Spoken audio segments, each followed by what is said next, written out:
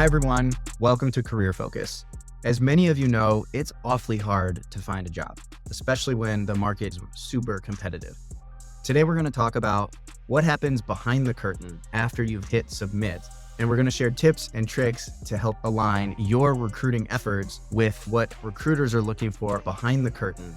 I'm thrilled to welcome Kiran Kaur.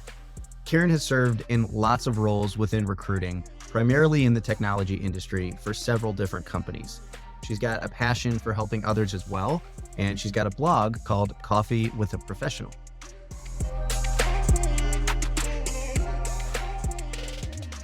Kiran, I'm so glad you're here. Welcome to Career Focus. Yeah, thanks so much for having me. It's really great to be here. Yeah, it's great to have you. You and I have gone back and forth since I was one of your guests on Coffee with a Professional. So super excited to return the favor and have you here. I would love to hear in your words a little bit about your background and just tell us a little bit about your story. Happy to walk through it as I feel like it is probably a bit unconventional. Essentially, starting from the beginning, I went to college originally for journalism. So I was a huge writer in high school. I was part of the high school newspaper. I was part of my community's newspaper as well. And so that was the path that I was going to take. But probably like a lot of people, things definitely changed in college. I ended up joining a lot of different student organizations and actually having some different interests. In particular, I joined one organization that was an international nonprofit organization that was run like a business. And so it really sparked my interest in business. That's actually where I got my first exposure to recruiting because I was working on helping to recruit volunteers for that organization. So it really showed me the potential of business to make an impact on society in different ways through different product offerings and different services. So I decided to go down that route and ended up switching my major and studying business instead. So then once I finished my studies, I actually got an opportunity to work full time for this organization. And more, I think, exciting part of that is I got the chance to work abroad because the organization has different chapters in different countries. Over the course of 2 years, I ended up living in 3 different countries. I lived in Costa Rica, Austria, and Spain. And so that was just a really life changing experience to get exposed to different types of people, different cultures within business, and just become a more, I think, well rounded person. So I did that for about 2 years. And then when I came back to the US, it was time to start the next chapter of my career. And I started developing an interest in the technology industry. And this is also right around the time when tech was really starting to build up. All of the big tech companies has been around for a while. A lot Right. of like new tech companies that were coming onto the horizon who were working on really interesting products that had the potential to change the way that people did things in different industries. And so I found a tech startup that would take me without any formal tech experience. And I ended up starting my tech career there. And of course, not having an actual tech background, I was on the non-tech side of things. So I started off in a customer facing role in a really fledgling customer operations department. And so really got a lot of firsthand exposure really just to how a tech company grows and continues to find a product market fit and continues to find as many customers as possible.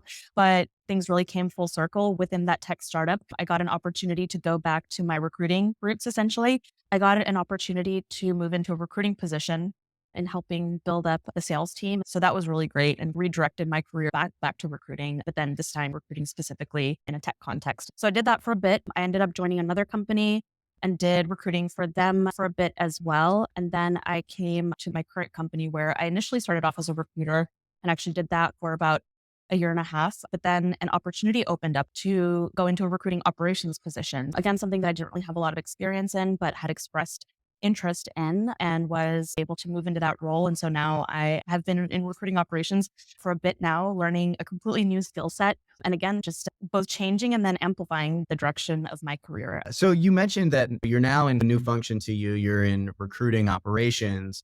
For anyone out there, I would love for you to share a little bit of insight into what the difference is between recruiting and recruiting operations. Yeah, absolutely. As a recruiter, the role is pretty straightforward. You help bring new talent to the company that you're recruiting for. And so you're working with candidates day in and day out. As importantly as that, you are also working and partnering with hiring managers in your company. You're getting a really deep understanding of what type of talent they need for their teams, what they're specifically looking for in candidates, and then being able to translate that into actually bringing that type of talent to that specific team. So that is the role of a recruiter. And talent operations or recruiting operations comes into the picture when you're in a bit of a larger recruiting function. The recruiting function that I support is a function of probably over 200 recruiters, and they're all working inside of the same systems. They've been working in the same processes for the last few years. And so our team was really brought in to help build and maintain the backend systems that they're using, but then also improving them in different ways. So we work a lot on optimizing recruitment processes. We look at the day in, day out steps that recruiters take, what seems to be too manual, what seems to take too long, and how can we optimize that specifically with technology. So that's the other piece of recruiting operations, is really working on these backend systems, bringing in new tools where necessary, building in new functionalities and new configurations for these tools, trying to automate where we can to make the day-to-day life for a recruiter go a lot smoother. Some of the other things that recruiting operations does is manage specific programs within recruitment. You have like general recruitment, where it's bringing in folks who have a specific set of experiences into these types of roles that require those experiences. But then you also have programs like campus recruitment, bringing interns to the organization or bringing new grads to the organization and getting them onboarded and all of that. Campus recruitment also sits as a program within this. And then another program that we work pretty closely with is internal mobility. So being able to move people around in a company, if someone's interested in a lateral move into a different function, a different department, being able to build the processes and the systems internally to make that happen, and also make sure that those opportunities actually exist for people. So I would say those are the key things that recruitment operations works on. It can look different from company to company because every company has different needs when it comes to where they're at in their maturity of their recruitment function. But I think those are the overarching things that probably most recruitment operations professionals do. That summarized really nicely. It's almost like the analogy that probably a lot of people have heard of a duck floating on the top of the surface of a pond. They seem really calm on the surface, but underneath, their legs are kicking super fast. Mhm. It's like the recruiting operations are the legs, and the recruiters are floating along the surface. Yeah, absolutely. You mentioned how you have experience on the general recruiting side, but also a little bit on the campus recruitment and early career side as well. Are there any bits of information that you're good to call out to any young professionals that are listening that think, oh, I can reach out to any recruiter and they're going to help me find the job that I need, versus finding the right recruiter for an early careers role? Yeah. So it's actually really funny that we talk about this because I just saw a post on LinkedIn the other day that gave a bit of a tough love perspective. The sort of common notion is that recruiters exist to help people find jobs. But if you are talking to or working with internal recruiters, they actually exist to fill roles for companies. So that role and the role's requirements are going to be paramount to anything else. You could have the best relationship with the recruiter. You can know the recruiter personally. That recruiter would probably love to personally help you. But at the end of the day, if you don't have the right, or even like I would say close to the right experience, because it doesn't have to be 100%, but at least like 70 to 80% of what that role requires. But at the end of the day, recruiters are there to fill these roles for these companies. Coming back to the question of how can you, as an early career professional, set yourself up in the right way? A lot of it comes back to the resume itself and how you cater your resume to the role that you're applying for. This is something that I've seen also a lot in my time as a recruiter. The way people build their resume, it really is at the end of the day, it's a marketing document, it's a sales document. It's really there to position you as someone who can, again, be, let's say, like 70 to 80% of a fit for this role. And that doesn't always mean exactly what the role is. That also means translating what you've done previously to what this role requires. I have a really good example of this. It's something that I dealt with about a year and a half ago when I was a recruiter. It was funny because I was recruiting recruiters. So I was recruiting people who basically do my job. So I had a good understanding already because it's my job. In that role, I was looking specifically for recruiters who have worked in the technology industry. Recruiters exist in all industries, but specifically my company was looking for recruiters who have worked in tech. And so they know how to recruit tech roles, software engineers, product managers, data professionals. It's very specific. When I came across a resume that recruiter had not recruited in the tech industry before, I was more inclined to reject than pass through, just because I knew that they wouldn't have been successful in our interviewing process. But I came across one resume where this person had been recruiting for a school. So it wasn't necessarily in the tech industry. So of course, first glance, it would have been rejected. But I read through the bullet points that she had listed down for this role. And I actually found that she had listed roles and responsibilities that are actually really important for a recruiter to have, no matter what industry they've recruited in. So the biggest thing was that she really quantified her accomplishments. So she talked about conversion rates, how successful she was in converting applicants into hires. The fact that she tracked all of that was really impressive for me. She also talked about diversity recruitment and diversity sourcing, which is important for the tech industry. So even though she didn't have that industry experience, she still spoke out as a recruiter who I felt could have the potential to do really well in tech recruiting. So I decided to give her a chance and I reached out to her. We had an initial phone screen. The conversation was really reflective of the way that she had put down her resume. She was really structured and organized in her thoughts and in her communication style. So I put her through the interview process and she ended up passing and she ended up getting the role and has been doing an amazing job. So I really love that example because I am a recruiter who would ideally like to help everyone get jobs. The reality of the role is that you are really out there to look for either the right type of experience or the right type of transferable experience.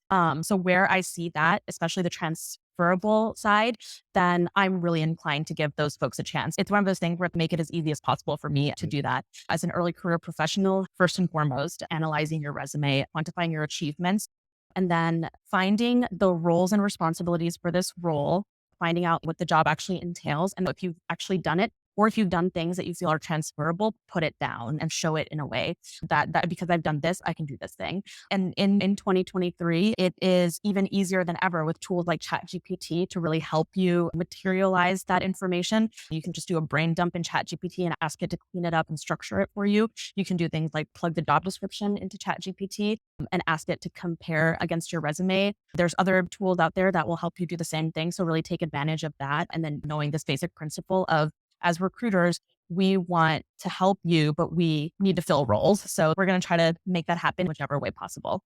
That's such a good summary. And I appreciate you shedding light into how the overall process works. If you're beginning to write a resume, those tools that you just mentioned are great examples on how to get started. But also, when you apply to a job, yes, you're trying to get the attention of a recruiter, but the best way to do that is to make their job easy.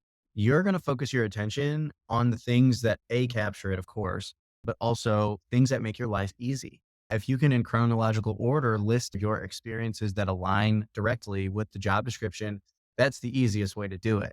But then, like you said, even if you don't have direct experience in something that they're looking for, listing out the transferable skills that align with those responsibilities of the position is going to be imperative for you to capture their attention, especially for technical skills that you don't have. Yeah, absolutely. Totally agree with all of that. And figuring out a way to make the recruiter's job easier. It's a mindset that translates into the workplace as well. Starting from before you even get the job, how can you make the lives of the stakeholders that you work with easier? How can you make your recruiter's life easier, the interviewers, so on and so forth? And then once you actually get in, continue having that mindset as well. That's a really great topic that I want to dive into a little bit. If someone's an applicant trying to learn more about the company in ways that they're not going to see online, they're not seeing it in Glassdoor, in Indeed, what are some of the questions that folks should be asking in interviews or things that they should be paying attention to during correspondence via email or voicemail or whatever it is with a recruiter to try and get the best understanding of what that company's culture and ideas and values? Yeah. There are a couple of different things that I would poke into or ask more questions about. The first thing, I really think people learn the most by hearing other people's personal experiences. If I got this question when I was a recruiter, I was always really happy to answer it and also really impressed about being asked that question. Just them asking about my personal experiences with that company, how I started, where I started, when I started, of course, and then what the progression has been since then. What are some of the ways that the company has changed throughout my time there, which is really important. It highlights the progression of the company overall, because that's really going to impact someone's experience there, especially with the startup that's really fast growing. And so you have a million things happening every like few months or so. You really get an understanding of what that would look like for you joining that specific trajectory. For example, when I joined my current company, it's a UK based company. The company had just started building out its US operations. I was employee number 10 in the US. Now, the company is very different, which with many more people in the US. Where it was then and where it is now, the company went through a lot. And so by learning about what that person's experience was through that trajectory, you really get an understand of how is this company growing and how is it maturing. So that's the first thing that I would ask that person's specific experience. And you can ask that throughout all the steps of the interview process. You're first talking to a recruiter. The next steps, you're likely talking to hiring managers, potentially your own manager, possibly your own peers as well, if they're involved in the interview process. So asking all of them that question can really help put together a comprehensive picture of what the journey that these people have been through with this company and really gives that illumination that you won't find in an article or online somewhere. The second thing that I would really focus on, and this is something that's always been particularly interesting for me about companies, is just the product that they're building. Why did they start building this product? And even beyond that, why did this company start to begin with? What is the problem that it was trying to solve back then? How has it changed now? How has the product offering grown? What does this product do specifically? Who are the customers of this product? And especially if it's a big company, then it's multiple products. So you could focus maybe specifically on a product that you would interact with or just overall, whatever information you can get about why this company actually exists, what it's building, what problems is it solving for its customers, and how does that look like in the future? What have things looked like from a profit perspective? What does growth financially look like for this company? Again, something that whenever folks asked me that when I was interviewing them as a recruiter, I was really impressed because it showed that they were not interested just in getting into a job. It showed that they were interested in getting into a company. They were interested in getting into a whole sort of environment, and they were really interested in understanding how they could be part of improving that environment. And that's especially important when things like internal mobility come into the picture. When you come into a company, you do a certain role for a while, and then you decide that you want to make a switch. Really knowing about the company overall instead of just being siloed into your particular department or area will help enable those moves for you. So asking all those questions as early on as possible to get an understanding of what is the company that you're joining is super important. Such good insight there. And I think one of the key things that I noticed when I was a recruiter is that the more strategic questions you can ask, the more impressed folks typically are. Because if you can tie your ideas and your actions to the goals of a company or the values of a company that keeps people motivated, that will help them determine your alignment to not just the position, but like you said, to the company. As you, as a researcher of a company or of a job, better understand the history of it, that helps you understand the values too. If the sales organization has grown 100% in the last 3 years, that means that maybe they're trying to expand to new markets. Maybe it means that they were especially profitable before, so they have more money to invest into some of those things. Or if they're owned by a private equity firm, that means that the company doesn't fully make the decisions on what they do. They might get sold where you can make more money. So the more you can understand it, the more you can try to predict what might happen and what opportunities there are for you as you join. One other question I had is, as applicants to positions, once we submit our application, what are some of the things that are happening on the recruiting team that delay decisions that are made? And if you have any tips to how an applicant can help those decisions be made more quickly, I would love for you to shed light there as well. Yeah, absolutely. Every company is going to be a little different. So you might even find yourself, if you're in the interview process with 5 or 6 different companies, they could all look very different from each other. You have some that are going at the speed of light, and then you have some that are completely the opposite, and you don't hear from them for ages. So, in terms of what happens when you first submit your application, a lot of bigger companies I've seen, the application gets submitted to an applicant tracking system. And some companies have automated like the initial review process of that application. This is something you might see a lot where it's you submit your resume into a black hole and no one ever sees it. Some of these companies do have some kind of automated system that scans resumes for relevant keywords for the system to decide, is this potentially someone who has the right experience for this role? And if they don't find those sort of key, let's say, keywords on that resume, then they will kind of just like auto reject it before it even gets to a recruiter. So in cases like that's why it's especially important to make sure that you are inserting keywords into your resume. And your best guide for that is going to be the job description and making sure that you're pulling out relevant keywords from the job description. Again, something that technology can help you with today, and then making sure that's inserted into your resume. I always recruited for companies that were a bit smaller. So we actually manually assessed all resumes ourselves. I have gone through probably thousands of resume reviews at this point. In that case, the first step where a recruiter would go in and review your resume once they see that an application has been submitted. Oftentimes, though, even if a recruiter is manually reviewing it, that recruiter still may have hundreds of applications to review. So that's also important to take into consideration. And again, why keywords and really just like making your experience pop out as much as possible, really making it loud and clear and eliminating some of the fluff. That's super important, especially in cases where a recruiter is manually reviewing your resume because they're often going through it pretty quickly. So from there, as a recruiter, if I decide that your resume warrants a phone screen, then I would go ahead and reach out to the candidate to set up some time for an initial phone screen. That's where most interview processes are going to start. Some companies and some roles might have, let's say, some kind of like assessment beforehand, especially if it's like a technical role. Especially if it's a technical role, an assessment might likely be at some point of the interview process, whether it's before the phone screen or after the phone screen. So it'll happen at some point. From the phone screen onwards, a lot of times at that point, it's assessing at the phone screen if I'd like to move you into the formal interview process, which at that point will involve several different stakeholders, from hiring managers to peers or other unbiased or interviewers who are part of the interviewing process. At every stage, someone or a set of people are making a decision about whether or not you're the right fit for the role. And so that's what elongates a lot of the interview process, is just that level of decision making and how many stakeholders are involved in the process. And so that's where you could see potentially delays. A lot of times as well, the folks on the back end are trying to decide, let's say, between 5 different people for one open spot. So there is a lot of back and forth. That's where the tool, like the applicant tracking system, really helps keep everyone organized. We have the candidate profile that kind of moves through the different stages within the system, and all of the interview feedback is left on that profile, but it is a lot of deliberation going back and forth.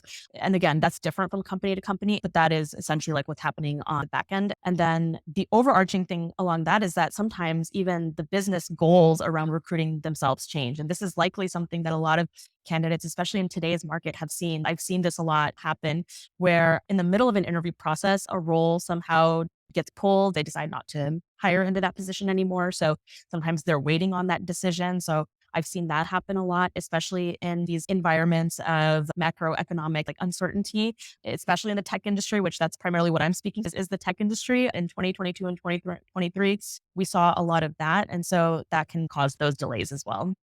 I can testify to that too. There have been multiple recruiters that I work with that have complained sometimes in the middle of a role or even toward the end of the recruiting process. Now, all of a sudden, that position is cut. And Mhm. so that is a good example of why, if you're an applicant, it's really important, even if you think that you got the job in the bag, to not put all your eggs in one basket and always be prepared for other positions. Yeah. And that's the thing, is that one of the things that I've learned in my recruitment career so far is that a lot of times a candidate is going through the interview process thinking that the company is like in the driver's seat, the company that they're applying to and interviewing with, and that the company has all the leverage. But that's actually not really always the case, especially a couple of years ago when I started recruiting in my last recruiting role. It was really a candidate driven market. And so companies were really looking to hire and grow, and it really was the candidate like in the driver's seat of having multiple competing offers and involved in several interview processes. And so that is something, as a candidate, especially if it's that situation, you can leverage that. It's not always just about a company hiring you, but it's about you choosing where you want to build your career. You don't have to, quote unquote, let's say, compromise, or you don't have to compromise the things that you want out of your job just to like appease the company that you're interviewing for. And I think a thing that's said pretty commonly now, especially in an interview process, is a company is interviewing you, but you are also interviewing that company just as much as they are interviewing you. So that's where it's really important for you to go in, ask the right questions to really gauge, is this going to be a good place to spend my time and grow my career? Is this place going to give me what I want in my career? Be really cognizant of the things that you would like from your next company. And especially when you're in a situation where you have multiple options, then you can really choose to be picky, really take advantage of that. Definitely great advice. So I want to ask you, Kiran, about your blog called Coffee with a Professional. Tell us more about how it got started, what the idea behind it is, and where people can find it. Yeah, absolutely. The blog and the project really is a marriage of several of my interests. The starting of that is, if you remember from the beginning of our conversation, is that I started out as a journalism major in college, because I really enjoying writing, enjoying reading. I always appreciated the power of the word to really influence, change things for the better. I read a lot when I was growing up and I learned a lot through reading. And then I started writing and just felt like it was always really comfortable for me to express my ideas in writing. But then, of course, pursuing journalism early in my career, in hindsight, I'm glad that I didn't go down that route because the route that I went down on provided me with more opportunities. So I'm glad that I took this path. But at the same time, that sort of piece of writing and the appreciation of the written word, it still stayed within me. And so at some point I was exploring, like, how do I practice this? How do I fulfill this in some way? That's where the other piece comes, where I've always been really passionate about helping people develop their own careers because work is a part of everyone's life. So if we can have tools and resources that make people's work life easier and better, make it easier for them to get jobs, make it easier for them to be in jobs, I was always really interested in that in general. And a lot of it was also based on my own frustration that came out of my career because I always just didn't know what I could do. But for me, I always felt like, it'd be great if there was a resource that kind of gave me a bit of a foreshadow on careers. That was the Mhm. basic idea of it. And then I was like, why don't I just start something like that then? So that's how Copy with the Professional came about, built off of this idea of the practice of informational interviews or like coffee Mhm. chats. Typically, when you are building out your career, it's a common practice to, talk to people and sort of, chat over coffee about what they do and sort of help use that to help you decide what your options are and just learn as you go into your career. So I wanted something that was this sort of this coffee chat concept, but in written form so that you wouldn't always have to go to just a coffee chat or an informational interview. Just go to a website and read about different careers. And so, yeah, that's how Copy with a Professional came about. Just try to find as many people as possible that I could interview and really get an understanding of their day-to-day job, like paint that picture so that someone going in and reading about it can really either picture themselves in it or even not picture themselves in it. But at the end of the day, they have a place where they can assess some viable options and see which way to go, which really serves, I think, a lot of different audiences. Of course, the young professional audience, folks in college and getting out of college are probably the biggest group of people who need this kind of direction. But Yep. alongside that is I've always been really passionate about career transitioners, someone who is just looking to make a change and get into something that maybe speaks to them a little bit more, helping them explore what their options are. And even again, like a third audience is people who are currently in a position. Let's say they're okay with where they're at. Maybe they're looking to make the next move up in their industry or in their sort of role type.